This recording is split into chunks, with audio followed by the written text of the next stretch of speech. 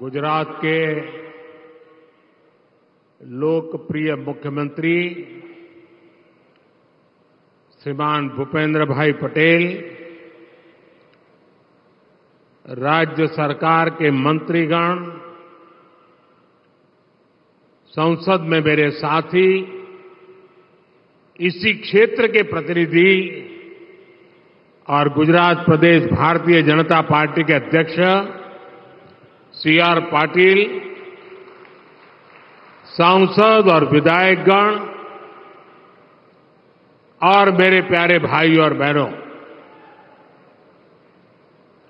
केम छो बधा?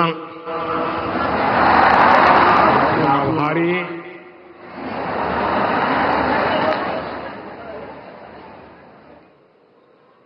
गुजरात में आज का ये मेरा तीसरा कार्यक्रम है। आज सुबह ही मुझे अहमदाबाद में पूरे गुजरात के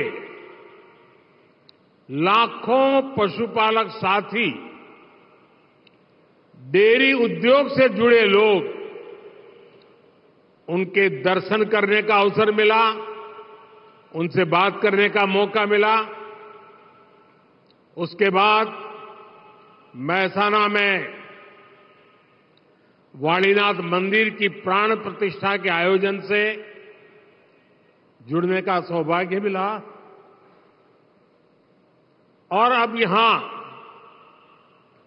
नवसारी में आप सभी के बीच विकास के इस उत्सव में शामिल हो रहा हूं।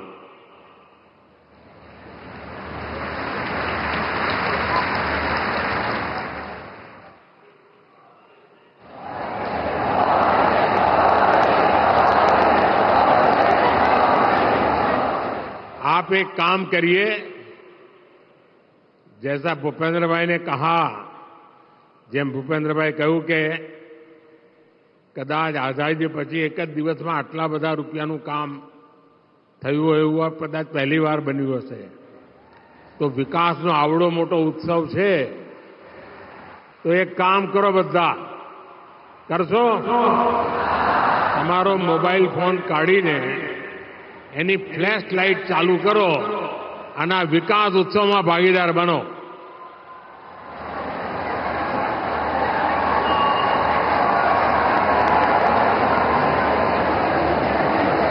माता की एम ना चले ठंडू ठंडू।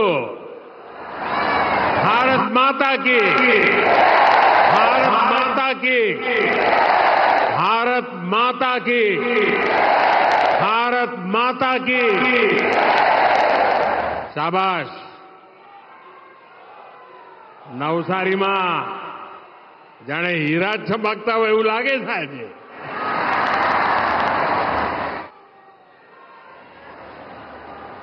थोड़ी देर पहले वडोदरा, नवसारी, भरूच, सूरत और दूसरे क्षेत्रों को हजारों करोड़ रुपए के नए प्रोजेक्ट्स मिले हैं। टेक्सटाइल, बिजली और शहरी विकास से जुड़े 40,000 करोड़ रुपए से ज्यादा की इन परियोजनाओं के लिए आप सभी को बहुत बहुत बधाई।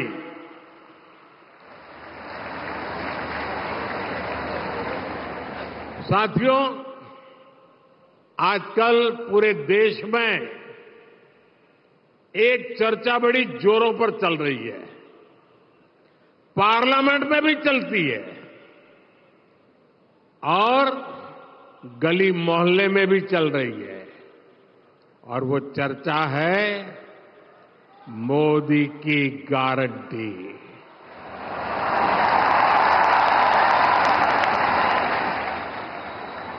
देश का बच्चा बच्चा कह रहा है, मोदी ने जो कह दिया वो करके दिखाता है।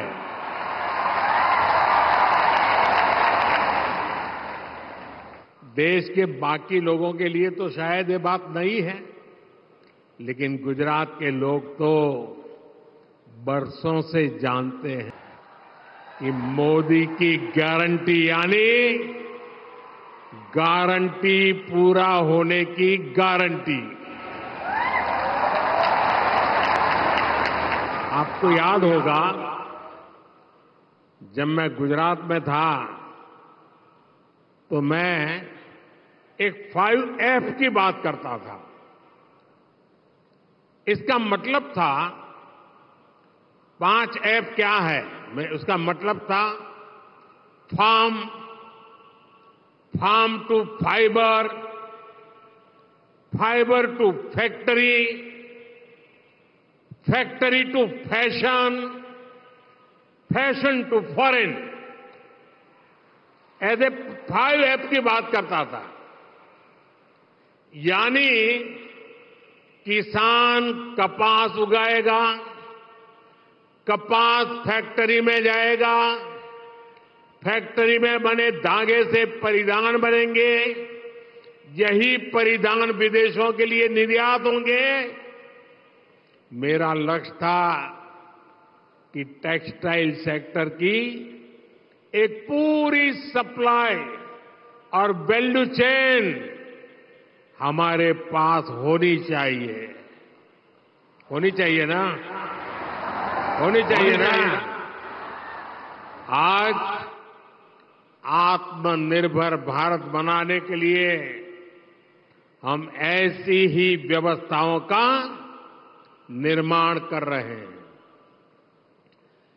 पीएम मित्र पार्क, ये पीएम मित्र पार्क भी इसी अभियान का हिस्सा है। नवसारी में आज जिस पीएम मित्र पार्क का काम शुरू हो रहा है, वो टेक्सटाइल सेक्टर के लिए देश का ऐसा पहला पार्क है।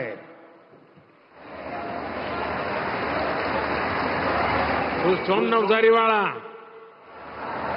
मेरा जवाब तो आपको। इससे कपड़ा उद्योग को बल मिलेगा, कपड़ा निर्यात में भारत की हिस्सेदारी बढ़ेगी। आप कल्पना कर सकते हैं, सूरत का डायमंड और नवसारी का परिधान दुनिया के फैशन बाजार में गुजरात में कितना बड़ा, गुजरात की चारों तरफ जय जयकार होगा कि नहीं? गुजरात की गूंज सुनाई देगी कि नहीं?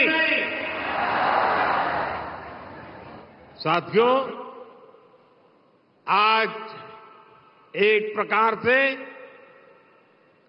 सूरत सिल्क सिटी का विस्तार नवसारी तक हो रहा है। आज इस सेक्टर में दुनिया के सबसे बड़े उत्पादकों और निर्यातकों को भारत टक्कर देने लगा है और इसमें गुजरात की टेक्सटाइल इंडस्ट्री का बहुत बड़ा योगदान है। बीते वर्षों में सूरत के कपड़े की अपनी एक अच्छी पहचान बन गई है। यहां जब ये पीएम मित्र पार्क तैयार हो जाएगा तो इस पूरे क्षेत्र की तस्वीर बदल जाएगी।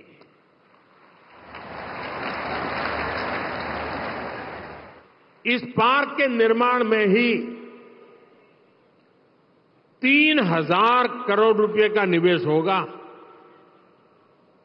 यहां पर कताई, बुनाई, जिनिंग, गारमेंट, टेक्निकल टेक्सटाइल, और टेक्सटाइल मशीनरी, ऐसे हर काम के लिए वैल्यू चेन का इकोसिस्टम बनेगा। यानी ऐसे हजारों कारीगर, श्रमिक यहां पर काम कर पाएंगे। इसी पार्क में मजदूरों के लिए आवास, लॉजिस्टिक्स पार्क, वेयर हाउसिंग, स्वास्थ्य सुविधाएं, ट्रेनिंग और स्किल डेवलपमेंट की सुविधा भी होगी।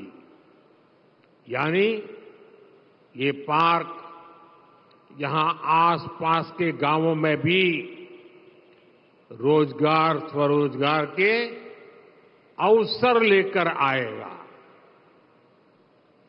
साथियों, आज सूरत के लोगों के लिए एक और अहम प्रोजेक्ट पर काम शुरू हो रहा है। 800 करोड़ रुपए से ज्यादा राशि से बनने वाले तापी रिवर बैराज, ये तापी रिवर बैराज का आज शिलान्यास हुआ है। तापी रिवर बैराज ये बनने से सूरत में आने वाले कई वर्षों तक सूरत में वाटर सप्लाई की चुनौती, उसका समाधान हो जाएगा। इससे बाढ़ जैसे खतरों से निपटने में भी मदद मिलेगी।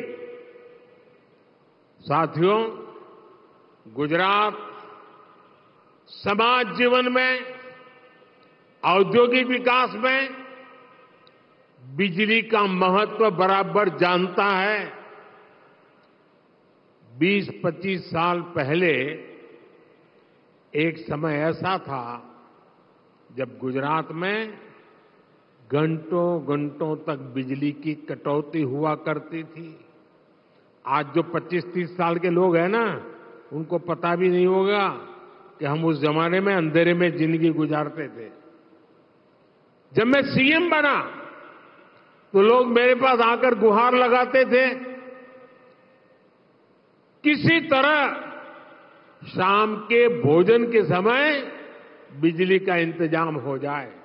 आप विचार करो, 2001 में लोगों मांगणी शू करता था कि साहेब सांजे वाळू करती वक्ते बिजली मळे एटलू करो कांईक।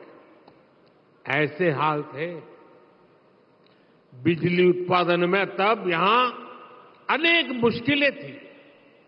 कोयला चाहिए था तो हमें दूर से लाना पड़ता था, फिर विदेश से मंगाना पड़ता था। गैस से बिजली बनाते तो वो भी इंपोर्ट करनी पड़ती थी। पानी से बिजली बनाने की संभावना बहुत कम थी। इन संकटों के साथ गुजरात का विकास असंभव था। लेकिन असंभव को संभव करने के लिए तो मोदी है।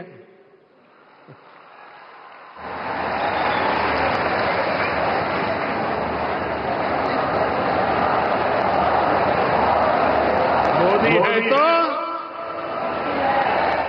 इसलिए हमने गुजरात को बिजली के संकट से निकालने के लिए आधुनिक टेक्नोलॉजी को बढ़ावा देना शुरू किया।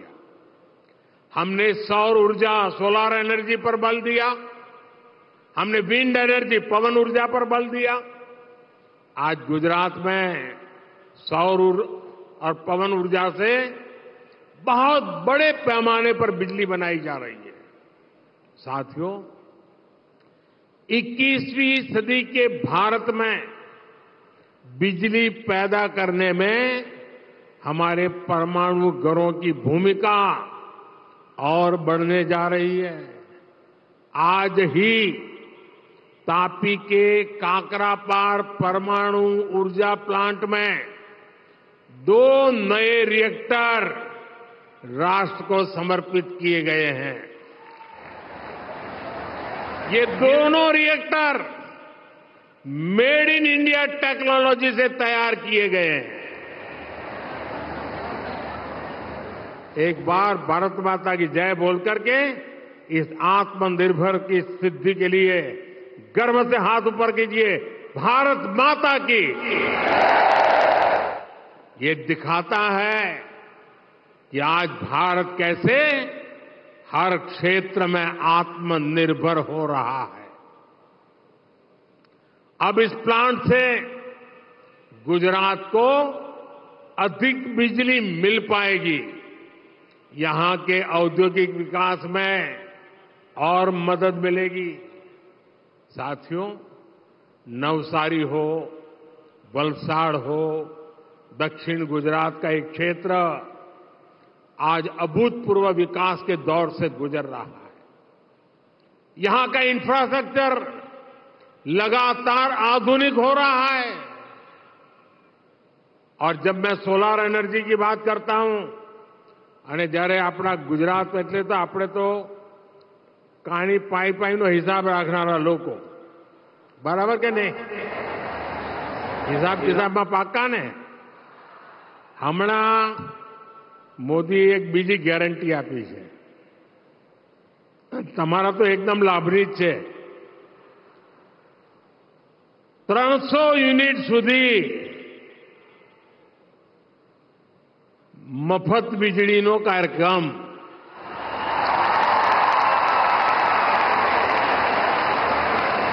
અને કાર્યક્રમ છે PM Suryaghar. PM Suryaghar 300 unit વીજળી મફત। લગભગ મધ્યમ વર્ગનું કુટુંબ હોય, એસી હોય, પંખા હોય, ફ્રીજ હોય, વોશિંગ મશીન હોય, આ બધું એમાં આવી જાય। અને કેવી રીતે? તો ઘર ઉપર સોલાર પેનલ લગાવીને વીજળી પેદા કરવાની। એ પેનલ લગાવવા માટે સરકાર પૈસા આપશે, બેંકમાંથી લોન આપશે। અને ત્રીજું, તમે 300 યુનિટ કરતા વધારે વીજળી પેદા કરવી હોય અને તમારી જરૂરત કરતા વધારે વીજળી વેચવી હોય તો એ વીજળી સરકાર ખરીદી લેશે, તમને એમાંથી પણ પૈસા મળશે। બોલો, વકરો એટલો નફો છે કે નહીં? જરા બોલો તો ખરા, વકરો એટલો નફો છે કે નહીં? તો ગુજરાતમાં તો ઘેર ઘેર આ ઘરના ઉપર સોલાર વીજળી, સૂર્યવાળી વીજળી અને વીજળી મફતવાળા કામમાં જોડાઈ જાઓ। આ મોદીની ગેરંટી છે। इस क्षेत्र से देश की पहली बुलेट ट्रेन भी गुजरने जा रही है। एक क्षेत्र देश के बड़े आर्थिक केंद्रों मुंबई और सूरत को जोड़ने जा रहा है। साथियों, अब नवसारी की पहचान औद्योगिक विकास के लिए होने लगी है, लेकिन नवसारी सहित ये पूरा दक्षिण गुजरात खेती में भी बहुत आगे है। भाजपा सरकार ने जब यहां किसानों को सुविधाएं देनी शुरू की तो फलों की खेती का चलन बढ़ा। यहां का हाफूस आम, बलसाड़ी आम, नवसारी का चीकू, ये तो पूरी दुनिया में कितना मशहूर है। मैं जहां भी जाता हूं लोग ये सुनाते हैं मुझे। डबल इंजन सरकार आज हर कदम पर किसानों को मदद दे रही है। नवसारी के किसानों को पीएम किसान सम्मान निधि से भी 350 करोड़ रुपए से ज्यादा की मदद मिली है। साथियों, मोदी ने देश के गरीब, किसान, युवा और महिला सभी को सशक्त करने की गारंटी दी है। और ये गारंटी सिर्फ योजनाएं बनाने की नहीं है, बल्कि जो हकदार है उन तक योजनाओं का पूरा लाभ पहुंचाने की भी गारंटी है। मोदी की गारंटी इस बात के लिए है कि देश का कोई भी परिवार अभाव में न रहे, उसे गरीबी में जीना न पड़े। इसलिए सरकार अपनी तरफ से लाभार्थियों के पास आ रही है, लाभार्थियों को जा जा करके खोज रही है, उन्हें योजनाओं से जोड़ रही है। साथियों, कांग्रेस ने लंबे समय तक देश में और गुजरात में सरकारें चलाई हैं, लेकिन कभी आदिवासी क्षेत्रों की, समंदर के तट पर बसे गांवों की सूध नहीं ली। यहां गुजरात में भाजपा सरकार ने उमरगाम से लेकर अंबाजी तक पूरे आदिवासी पट्टे में हर मूल सुविधा पहुंचाने के लिए अविरत काम किया। लेकिन देश के स्तर पर ऐसा नहीं हुआ। 2014 तक देश में 100 से अधिक जिले विकास में अंतिम छोर पर थे, कोई पूछने वाला नहीं था। इनमें से अधिकतर आदिवासी बाहुल्य जिले थे। पिछले 10 वर्षों में हमने इन जिलों को तेज विकास के लिए आकांक्षी बनाया। आज आकांक्षी जिला अभियान, उसकी वजह से देश के 100 जिले विकास में तेजी से आगे बढ़ रहे हैं।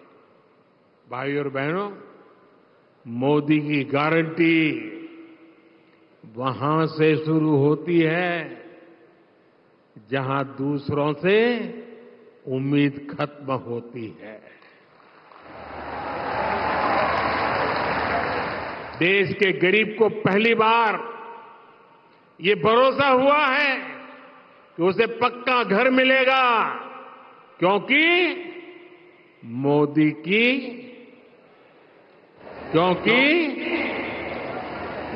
की गारंटी है।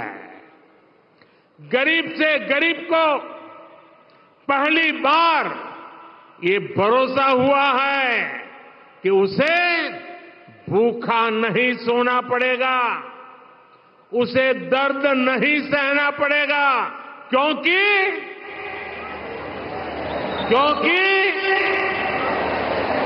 दूर सुदूर के गांव में रहने वाली बहन को भी भरोसा है कि उसके घर बिजली आएगी, नल से जल आएगा, क्योंकि मोदी की गारंटी है। क्योंकि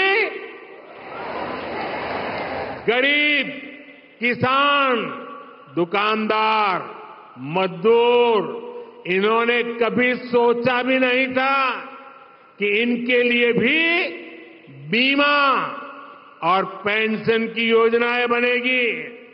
लेकिन आज ये हुआ है क्योंकि, पूरी आवाज से बताइए, क्योंकि साथियों, आदिवासी क्षेत्रों में सिकल सेल एनीमिया एक बहुत बड़ी चुनौती रही है। गुजरात का मुख्यमंत्री रहते हुए हमने इसके लिए अनेक कदम उठाए, लेकिन इस बीमारी को दूर करने के लिए देश के स्तर पर प्रयास होना जरूरी था। अब हमने सीकल सेल एनीमिया से मुक्ति दिलाने के लिए राष्ट्रीय मिशन शुरू किया है।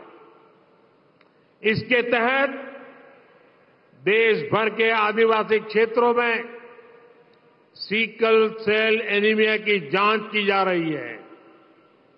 विकसित भारत संकल्प यात्रा के दौरान भी लाखों लोगों की जांच हुई है। अब तो यहां मेडिकल कॉलेज भी बन रहा है। आदिवासी बहुल जिले में मेडिकल कॉलेज बनना पहले कितनी बड़ी बात होती थी। आज अनेक आदिवासी जिलों में मेडिकल कॉलेज बन चुके हैं। साथियों, गरीब हो या मध्यम वर्ग, गांव हो या शहर, हमारी सरकार का प्रयास है कि हर देशवासी का जीवन स्तर और सुधरे। अपने दशकों के शासन में कांग्रेस भारत को 11वें नंबर की इकोनॉमी ही बना पाई।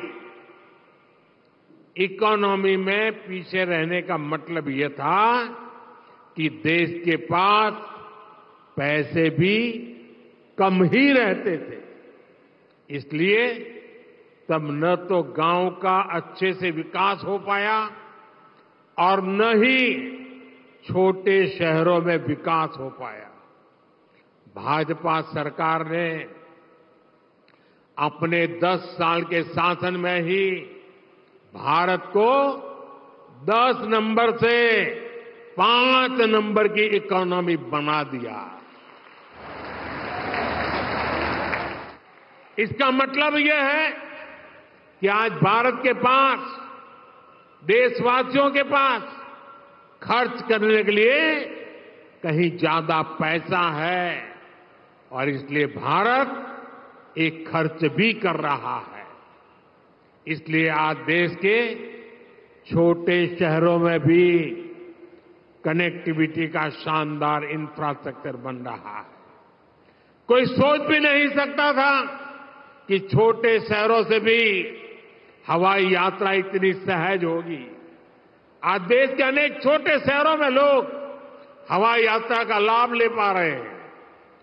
कांग्रेस के दशकों के शासन ने शहरों को झुग्गियां दी। हम झुग्गियों की जगह गरीबों को पक्के घर दे रहे हैं। बीते 10 साल में हमने गरीबों को 4 करोड़ से ज्यादा पक्के घर बनाकर दिए हैं। 4 करोड़। आप सोचिए साथियों, आज दुनिया डिजिटल इंडिया को पहचानती है। ये वही डिजिटल इंडिया अभियान है जिसका कभी कांग्रेस के लोग मजाक उड़ाया करते थे। आज डिजिटल इंडिया ने छोटे शहरों को ट्रांसफॉर्म कर दिया है। इन छोटे शहरों में नए स्टार्टअप बन रहे हैं। स्पोर्ट्स के क्षेत्र में नए युवा सामने आ रहे हैं। हम गुजरात में भी छोटे शहरों का विस्तार होते देख रहे हैं। इन छोटे शहरों में एक न्यू मिडिल क्लास का उभार होते देख रहे हैं। यही न्यू मिडिल क्लास भारत को तीसरे नंबर की आर्थिक ताकत बनाएगा। भाइयों और बहनों, भाजपा सरकार जितना जोर विकास पे दे रही है, उतना ही ध्यान अपनी विरासत पर भी दे रही है। एक क्षेत्र तो हमारी आस्था और इतिहास का एक महत्वपूर्ण केंद्र रहा है। आजादी का आंदोलन हो या फिर राष्ट्र निर्माण का मिशन, इस क्षेत्र का योगदान बहुत अधिक है। लेकिन जब परिवारवाद, तुष्टीकरण और भ्रष्टाचार ही राजनीति का एकमात्र लक्ष्य बन जाए तो विरासत पर ध्यान नहीं जाता। दुर्भाग्य से कांग्रेस ने दशकों तक देश के साथ लगातार यह अन्याय किया है। आज पूरी दुनिया में भारत की समृद्ध विरासत की गूंज सुनाई दे रही है। आप दुनिया में कहीं भी जाएंगे तो पाएंगे कि लोग भारत आना चाहते हैं, भारत के बारे में जानना चाहते हैं, लेकिन कांग्रेस ने दशकों तक दुनिया को भारत की असली विरासत से दूर रखा। आजादी की लड़ाई में पूज्य बापू ने नमक और खादी को आजादी का प्रतीक बनाया। कांग्रेस ने खादी को भी बर्बाद कर दिया और नमक सत्याग्रह की इस भूमि को भी भुला दिया। दांडी नमक सत्याग्रह के स्थल पर